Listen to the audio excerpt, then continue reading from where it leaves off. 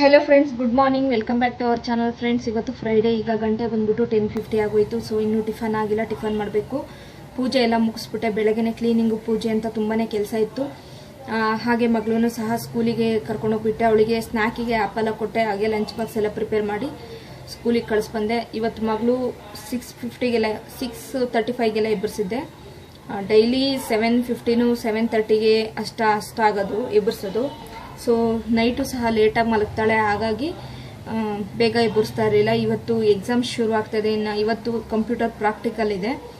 So ಹಾಗಾಗಿ ಬೇಗ ಎಬ್ಬರಿಸ್ದೆ. ಹಾಗೆ ತುಂಬ ರಿವಿಷನ್ಸ್ ಎಲ್ಲ ಕೊಟ್ಟಿದ್ದಾರೆ ಎಕ್ಸಾಮ್ಸ್ದು, ಅದನ್ನೆಲ್ಲ ಕಲಿಬೇಕು. ಸೊ ಮಾರ್ನಿಂಗ್ ಎಬ್ಬರಿಸೋದು ರೂಢಿ ಮಾಡಬೇಕು ಅಂದ್ಕೊಂಡಿದ್ದೀನಿ. ಆದರೆ ಈಗ ಅವಳು 4th ಸ್ಟ್ಯಾಂಡರ್ಡು, ಹಾಗಾಗಿ ಇಷ್ಟು ಬೇಗ ಏನು ಅವಶ್ಯಕತೆ ಇಲ್ಲ ಅಂದ್ಕೊತೀನಿ. ನೋಡೋಣ, 5th 6th ಎಲ್ಲ ದಾಟಲಿ, ಆಮೇಲೆ ಮಾರ್ನಿಂಗ್ ರೂಢಿ ಮಾಡೋಣ ಎದ್ದೇಳೋದು ಅಂತ ಯೋಚನೆ ಮಾಡ್ತಾ ಇದ್ದೀನಿ. ಸೊ ಮಾರ್ನಿಂಗ್ ಎದ್ದೇಳೋದ್ರಿಂದ ಮಕ್ಕಳಿಗೂ ಸಹ ಚೆನ್ನಾಗಿ ಬ್ರೈನ್ಗೆ ವಿದ್ಯೆ ಹತ್ತುತ್ತೆ ಅಂತಾರೆ. ಸೊ ನೋಡಬೇಕು.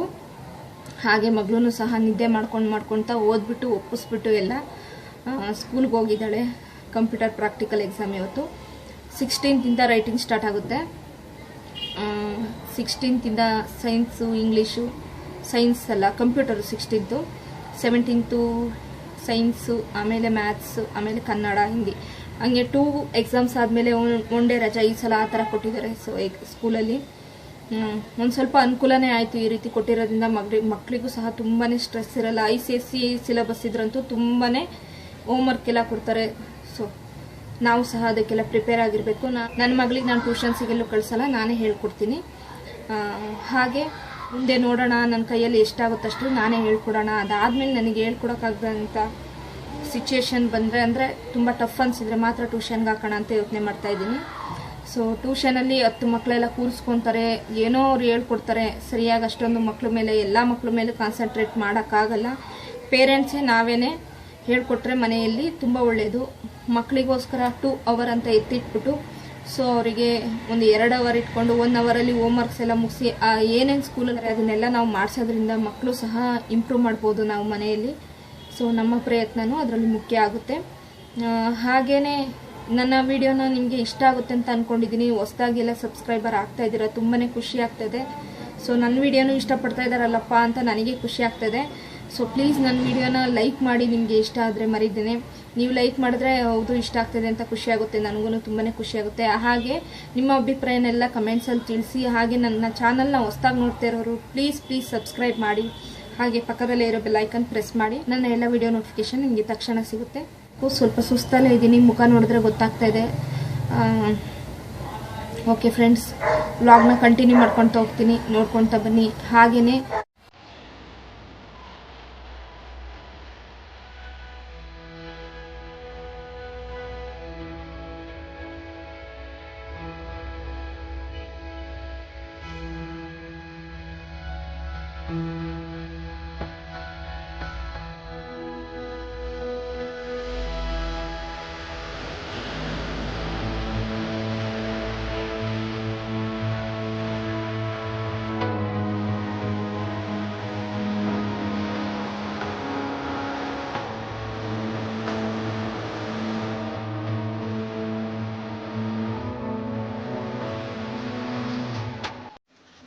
Welcome back friends. Bisibele bath ಮಾಡಿದ್ದೆ ಮಾರ್ನಿಂಗ್ ಟಿಫನು. ತುಂಬಾ ಎಮ್ಮೆ ಆಗಿದೆ, ನೀವೇ ನೋಡ್ಬೋದು ಎಷ್ಟು ಚೆನ್ನಾಗಿ ಬಂದಿದೆ ಅಂತ.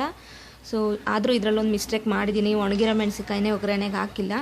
ಸೊ ಮಗಳು ಸ್ಕೂಲ್ ಅರ್ಜೆಂಟಲ್ಲಿ. ಹಾಗೆ ಯಾವ ರೀತಿ ಮಾಡೋದು ಅಂತ ನೋಡೋಣ. ಹಾಗೆ ಬೇಕಾಗಿರುವ ಪದಾರ್ಥ ನೋಡೋಣ. ಒಂದು 10ರಷ್ಟು ಬೀನ್ಸನ್ನು ತೊಗೊಂಡು ಕಟ್ ಮಾಡಿ ಇಟ್ಕೊಂಡಿದ್ದೀನಿ. 100 ಗ್ರಾಮಷ್ಟು ಬಟಾಣಿನ ತೊಗೊಂಡಿದ್ದೀನಿ. ಒಂದು ನೌಕಲ್ಲು, ಹಾಗೆ ಒಂದು ಚಿಕ್ಕ ಆಲೂಗೆಡ್ಡೆ, ಹಾಗೆ ಒಂದು ಕ್ಯಾರೆಟ್ ತೊಗೊಂಡು ಹೆಚ್ಚಿಟ್ಕೊಂಡಿದ್ದೀನಿ. 100 ಗ್ರಾಮ್ ತೊಗರಿಬೇಳೆ ತೊಗೊಂಡಿದ್ದೀನಿ. ಹಾಗೆ 150 ಗ್ರಾಮಷ್ಟು ಅಕ್ಕಿ ತೊಗೊಂಡಿದ್ದೀನಿ. ಹಾಗೆ ಒಂದು ಅರ್ಧ ನಿಂಬೆಹಣ್ಣು ಗಾತ್ರದ ಹುಣಸೆಹಣ್ಣನ್ನು ಕಿವುಸಿಟ್ಕೊಂಡಿದ್ದೀನಿ. ಹಾಗೆ ಒಂದು ಸ್ವಲ್ಪ ಕರಿಬೇವು ತೊಗೊಂಡಿದ್ದೀನಿ. ಹಾಗೆ ಒಂದು ಚಿಕ್ಕ ಕ್ಯಾಪ್ಸಿಕಮ್ನ ಕಟ್ ಮಾಡಿ ಇಟ್ಕೊಂಡಿದ್ದೀನಿ. ಹಾಗೆ ಅರ್ಧ ಬಟ್ಲಷ್ಟು ಒಣ ಕೊಬ್ಬರಿನ ಹೆಚ್ಚಿಟ್ಕೊಂಡಿದ್ದೀನಿ. ಅರ್ಧ ಬಟ್ಲು ಕಡಲೆಬೀಜ ತೊಗೊಂಡಿದ್ದೀನಿ. ಕೊತ್ತಂಬರಿ, ಹಾಗೆ ಒಂದು ಈರುಳ್ಳಿ, ಹಾಗೆ 2 ಟೊಮೆಟೊ ತೊಗೊಂಡಿದ್ದೀನಿ ಚಿಕ್ಕ ಸೈಜ್ದು. ಹಾಗೆ MTR ಮಸಾಲ ತೊಗೊತಾ ಇದ್ದೀನಿ ನಾನು ಇದಕ್ಕೆ, ಬಿಸಿಬೇಳೆ ಬಾತದ್ದು. MTR ಬಿಸಿಬೇಳೆ ಬಾತ್ ಪೌಡರ್ ತುಂಬ ಚೆನ್ನಾಗಾಗುತ್ತೆ. ಸೊ ಇಷ್ಟು ಇಂಗ್ರೀಡಿಯೆಂಟ್ಸ್ ಬೇಕಾಗುತ್ತೆ. ಈಗ ಮೊದಲನೇದಾಗಿ ನಾನು ಸ್ಟವ್ ಮೇಲೆ ಕುಕ್ಕರ್ ಇಟ್ಟು ಸ್ಟವ್ ಆನ್ ಮಾಡ್ತಾಯಿದ್ದೀನಿ. ಈಗ ನಾನು ಈ ಗ್ಲಾಸಲ್ಲಿ ನಾನು 1 ಗ್ಲಾಸಷ್ಟು ಅಕ್ಕಿ ತೊಗೊಂಡಿದ್ದೀನಿ, ಹಾಗೆ 3/4 ಗ್ಲಾಸಷ್ಟು ಬೇಳೆ ತೊಗೊಂಡಿದ್ದೀನಿ. ಈ ಗ್ಲಾಸಲ್ಲಿ ನಾನು 3 ಗ್ಲಾಸಷ್ಟು ನೀರನ್ನು ಹಾಕ್ತಾಯಿದ್ದೀನಿ ಕುಕ್ಕರಲ್ಲಿ. ಸೊ ಅದು ಬಿಸಿ ನೀರಲ್ಲ, ಕುಕ್ಕರ್ ಬಿಸಿ ಇದೆ, ಹಾಗಾಗಿ ಹೊಗೆ ಬರ್ತಾಯಿದೆ. ಈಗ ತೊಗೊಂಡಿರೋ ಎಲ್ಲ ತರಕಾರಿನೂ ಬೇಯಿಸ್ತಾ ಇದ್ದೀನಿ.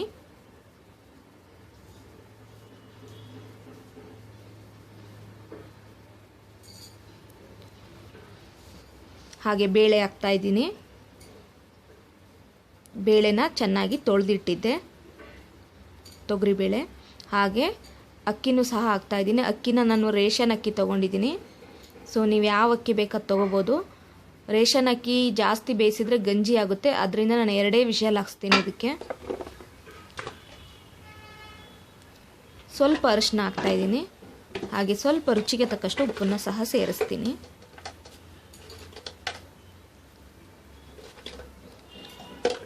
ಮತ್ತು ಒಗ್ಗರಣೆಗೆ ಬೇರೆ ಉಪ್ಪು ಹಾಕ್ಕೊತೀನಿ. ಇದಕ್ಕೆ ಎಷ್ಟು ಬೇಕಾಗುತ್ತೆ ಅಷ್ಟು ಉಪ್ಪು ಹಾಕ್ತೀನಿ.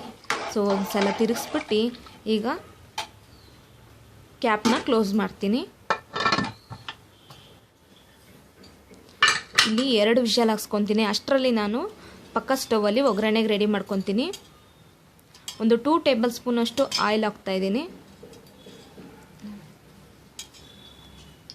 ನೀವು ಬೇಕು ಅಂದರೆ ಬರೀ ತುಪ್ಪದಲ್ಲೇ ಸಹ ಮಾಡ್ಕೋಬೋದು.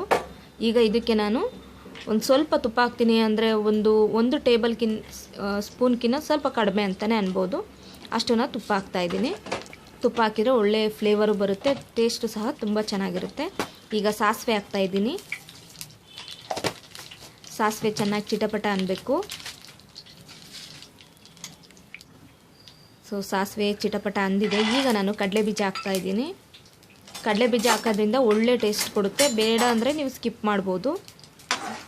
ಸ್ವಲ್ಪ ಫ್ರೈ ಮಾಡ್ಕೊತೀನಿ.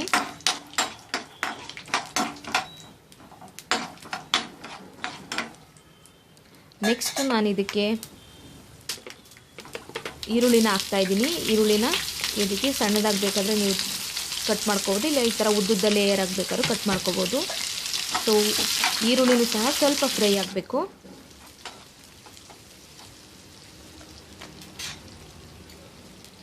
ಈಗ ನಾನು ನೆಕ್ಸ್ಟ್ ಇದಕ್ಕೆ ಕರಿಬೇವು ಹಾಗೆ ಕ್ಯಾಪ್ಸಿಕಮ್ ಎರಡನ್ನೂ ಸಹ ಹಾಕಿ ಚೆನ್ನಾಗಿ ಫ್ರೈ ಮಾಡ್ಕೊತೀನಿ. ಇದು ಸಹ ಸ್ವಲ್ಪ ಫ್ರೈ ಆಗಬೇಕು. ಕ್ಯಾಪ್ಸಿಕಮ್ ಹಾಕಿದ್ರೆ ತುಂಬ ಚೆನ್ನಾಗಾಗುತ್ತೆ ಬೇಳೆಬಾತು. ಅದಾದಮೇಲೆ ನಾನು ಒಣಗಿರೋ ಕೊಬ್ಬರಿನ ಹಾಕ್ತಾಯಿದ್ದೀನಿ. ಒಣಗಿರೋ ಕೊಬ್ಬರಿ ಹಾಕಿದರೆ ತುಂಬ ರುಚಿ ಚೆನ್ನಾಗಿ ಬರುತ್ತೆ. ನೀವು ಹೋಟೆಲ್ಗಳಲ್ಲಿ, ಈ ಉಡುಪಿ ಹೋಟೆಲು, ಈ ರೀತಿಯ ಅಯ್ಯಂಗಾರಿ ಹೋಟೆಲ್ಗಳಲ್ಲೆಲ್ಲ ಕೊಬ್ಬರಿ ಹಾಕಿ ಮಾಡ್ತಾರೆ. ಕೊಬ್ಬರಿ ಹಾಕಿದರೆ ಒಂದು ಒಳ್ಳೆ ಟೇಸ್ಟ್ ಬರುತ್ತೆ. ಸೊ ಅದನ್ನು ಸಹ ಸ್ವಲ್ಪ ಫ್ರೈ ಮಾಡ್ಕೊತಾ ಇದ್ದೀನಿ. ಫೈನಲಿ ನಾನೀಗ ಟೊಮೆಟೊ ಹಾಕ್ತಾಯಿದ್ದೀನಿ. ಟೊಮೆಟೊ ಹಾಕಿ ಚೆನ್ನಾಗಿ ಮಿಕ್ಸ್ ಕೊಡ್ತಾಯಿದ್ದೀನಿ. ಇದು ಸಹ ಸ್ವಲ್ಪ ಬೇಯಬೇಕು. ಸ್ವಲ್ಪ ರುಚಿಗೆ ತಕ್ಕಷ್ಟು ಉಪ್ಪು. ನಾನು ಬೇಳೆಗೂ ಸಹ ಉಪ್ಪು ಹಾಕಿರೋದ್ರಿಂದ ನೋಡ್ಕೊಂಡು ಹಾಕೋಬೇಕಾಗುತ್ತೆ.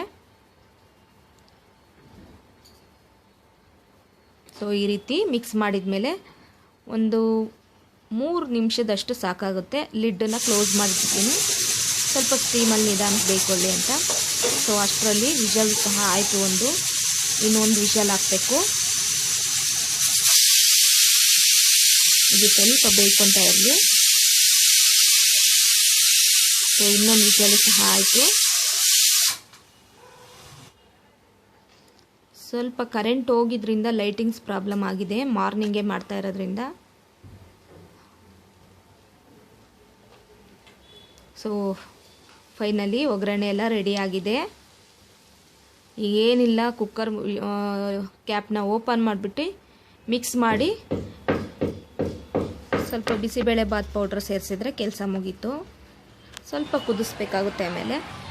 ಸೊ ಈಗ ನಾನು ಮಿಕ್ಸ್ ಮಾಡ್ತಾಯಿದ್ದೀನಿ. ನೋಡ್ಬೋದು ಸ್ವಲ್ಪ ಗಟ್ಟಿಯಾಗಿ ಆಗಿದೆ. ಇದಕ್ಕೆ ನಾನು ಎಷ್ಟು ಹದವಾಗಿ ನೀರು ಬೇಕಾಗುತ್ತೆ ಅಷ್ಟು ಇದು ಮಾಡ್ತೀನಿ. ಈ ರೀತಿ ಅಕ್ಕಿ ಥರನೇ ಇರಬೇಕು, ಬೇಳೆ ಥರ. ಆಗಲೇ ಬಿಸಿಬೇಳೆ ಬಾತ್ ಚಂದ. ತುಂಬ ಗಂಜಿ ಥರ ಕಲಿಸ್ಕೊಂಡೋದ್ರೆ ಅಷ್ಟು ಚಂದ ಅನಿಸಲ್ಲ. ಸೊ ಈಗ ಇದಕ್ಕೆ ನಾನು ಒಂದು 2 ಗ್ಲಾಸ್ ಅಷ್ಟು ನೀರನ್ನ ಸೇರಿಸ್ತೀನಿ. ಈಗ 1 ಗ್ಲಾಸ್ ಸೇರಿಸ್ಬಿಟ್ಟು ನೋಡ್ತಾ ಇದ್ದೀನಿ. ಅದನ್ನು ಎಷ್ಟು ಕನ್ಸಿಸ್ಟೆನ್ಸಿ ಬೇಕೋ ಅಷ್ಟನ್ನು ನಾವು ಕಲಿಸ್ಕೋಬೇಕಾಗುತ್ತೆ. ಬಿಸಿಬೇಳೆಭಾತ್ ಏನಪ್ಪ ಅಂದರೆ ಗಟ್ಟಿ ಆಗ್ತಾ ತಣ್ಣಗಾಗ್ತಾ ಆಗ್ತಾ ಆಗ್ತಾ ಗಟ್ಟಿ ಆಗಿಬಿಡುತ್ತೆ. ಸೊ ಹಾಗಾಗಿ ನೋಡಿಕೊಂಡು ಮಾಡ್ಕೋಬೇಕು. ಸೊ ಇಷ್ಟು ಕರೆಕ್ಟಾಗಿ ಆಗಿದೆ. ಈಗ ಇದಕ್ಕೆ ನಾನು ಹುಣಸೆಹಣ್ಣನ್ನು ಹುಳಿನ ಸೇರಿಸ್ತಾ ಇದ್ದೀನಿ. ಹುಣಸೆ ಹುಳಿ ಒಂದು ಅರ್ಧ ನಿಂಬೆಹಣ್ಣಷ್ಟು ಗಾತ್ರದ್ದು ತೊಗೊಂಡಿದ್ದೆ. ಹಾಗೆ ಚಿಲ್ಲಿ ಪೌಡರ್, ನಮ್ಮನೆ ಚಿಲ್ಲಿ ಪೌಡರ್ ಸ್ವಲ್ಪ ಖಾರ ಜಾಸ್ತಿ ಇರೋದ್ರಿಂದ ಒಂದು ಟೀ ಸ್ಪೂನಷ್ಟು ಮಾತ್ರ ಸೇರಿಸ್ತಾ ಇದ್ದೀನಿ. ಹಾಗೆ ಒಂದು ಪ್ಯಾಕ್ ಫುಲ್ಲು ಬಿಸಿಬೇಳೆಭಾತ್ ಪೌಡ್ರನ್ನ ಇದರಲ್ಲಿ ಸೇರಿಸ್ತಾ ಇದ್ದೀನಿ. ಸೊ ಅರಿಶಿನ ಸ್ವಲ್ಪ ಹಾಕ್ತಾಯಿದ್ದೀನಿ. ಹಾಗೆ ಸ್ವಲ್ಪ ಕಲರ್ ಆಗಿದ್ದರೆ ಚೆನ್ನಾಗಿರುತ್ತೆ. ತರಕಾರಿ ಬೇಯಿಸುವಾಗಲೂ ಸ್ವಲ್ಪ ಅರಿಶಿನ ಹಾಕಿದ್ದೆ, ಈಗಲೂ ಸಹ ಅರಿಶಿನ ಹಾಕ್ತಾಯಿದ್ದೀನಿ. ಅರಿಶಿನ ಹೆಚ್ಚಿಗೆ ಹಾಕೋದ್ರಿಂದ ಏನು ತೊಂದರೆ ಇಲ್ಲ. ಅರಿಶಿನ ಒಳ್ಳೆ ಆ್ಯಂಟಿಬಯೋಟಿಕ್. ಚೆನ್ನಾಗಿ ಮಿಕ್ಸ್ ಮಾಡ್ಕೊತಾ ಇದ್ದೀನಿ.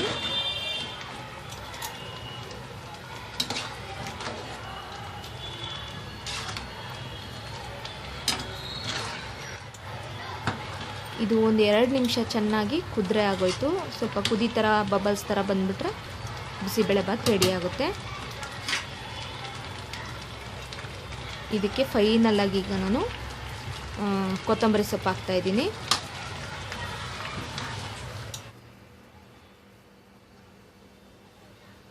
ನೀವು ಉಪ್ಪು ನೋಡಿಕೊಂಡು ಬೇಕಾದರೆ ಸೇರಿಸ್ಕೋಬೋದು. ನಾನು ಆಲ್ರೆಡಿ ಅದಕ್ಕೆ ಉಪ್ಪು ಹಾಕಿದ್ದೆ ಒಗ್ಗರಣೆಗೆ, ಹಾಗಾಗಿ ನೋಡ್ಬೋದು ಎಷ್ಟು ಸೂಪರಾಗಿದೆ ಬಿಸಿಬೇಳೆಭಾತ್ ಅಂತ.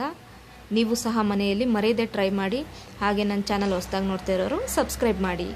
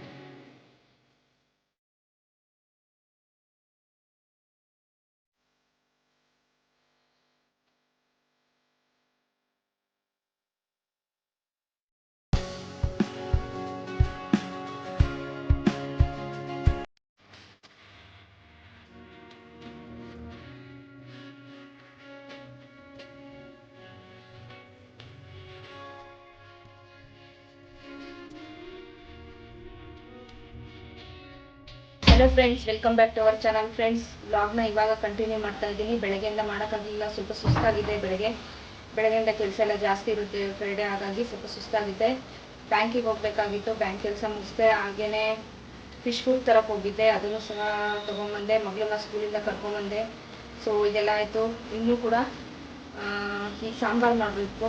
ಸೊ ಅದನ್ನು ಮಾಡಬೇಕು. ಅದರ ವೀಡಿಯೋನ ಶೇರ್ ಮಾಡ್ತಾ ಇಲ್ಲ. ಬಿಸಿಬೇಳೆಭಾತ್ ವೀಡಿಯೋ ಬೇರೆ ಹಾಕಿದ್ದೀನಿ, ಹಾಗಾಗಿ ವೀಡಿಯೋ ಲೆಂತಿ ಆಗುತ್ತೆ. ಸೊ ಹಾಗಾಗಿ ಈ ವ್ಲಾಗ್ನ ಇವತ್ತು ಇಲ್ಲಿಗೆ ಎಂಡ್ ಮಾಡ್ತಾ ಇದ್ದೀನಿ. ಸೊ ಮತ್ತೆ ಮುಂದಿನ ವ್ಲಾಗಲ್ಲಿ ಸಿಗ್ತೀನಿ. ನನ್ನ ಚಾನಲ್ನ ಹೊಸದಾಗಿ ನೋಡ್ತಾ ಇರೋರು ಪ್ಲೀಸ್ ನನ್ನ ಚಾನಲ್ನ ಸಬ್ಸ್ಕ್ರೈಬ್ ಮಾಡಿ. ಹಾಗೆ ಪಕ್ಕದಲ್ಲಿರೋ ಬೆಲ್ ಐಕಾನ್ ಪ್ರೆಸ್ ಮಾಡಿ. ಮತ್ತೆ ಇನ್ನೊಂದು ವಿಡಿಯೋದಲ್ಲಿ ಸಿಗ್ತೀನಿ. Thank you for watching. Bye.